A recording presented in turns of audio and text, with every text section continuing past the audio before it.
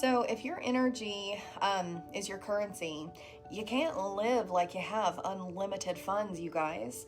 You know, one thing that chronic illness teaches you, whether you'll want the damn lesson or not, is energy accounting.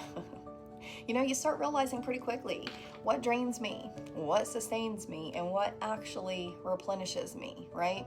And listen, when you live inside a body that already has a limited energy budget, whether it's from autoimmune stuff, chronic pain, sensory sensitivity, or the emotional work that you do, you don't get to pretend like you're this bottomless tank, right? I mean, I say this all the time. People think doing intuitive work or mediumship or deep emotional holding is magical. It is. It actually is very magical, but it's also exhausting in a very real physiological way. You know, most people out there can think about feeling just one of their emotions turned up to a 10 for 5 minutes and they are wiped the shit out.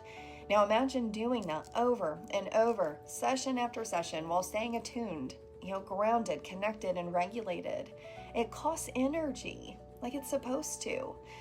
So I've had to get radically honest with myself about what I need to function, not just to survive, but to actually thrive.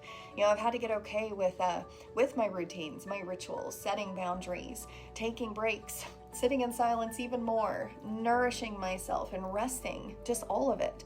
And here's the part that I want everyone to hear, especially you healers and helpers, intuitives, and service-based people out there. You cannot build a future on an empty tank any more than you can drive that damn car of yours without gas in the tank, right? You cannot plan your life when your nervous system is running on fumes. Tending the energy bucket has to come before tending the life plan, because when the energy is gone, everything else collapses with it. Everything. You don't need to hustle harder. You do not need to push through, and you don't need to be the exception. What the hell? You need to treat your energy like the limited, sacred currency that it is, and then go spend it accordingly. I always tell people, don't go spend all your money in one place, but we go spend all of our energy on the people that don't deserve it. So maybe let's stop doing that and pour it back into yourself, you guys. Ooh, your life is just one tiny shift away from completely changing. Y'all have a good day.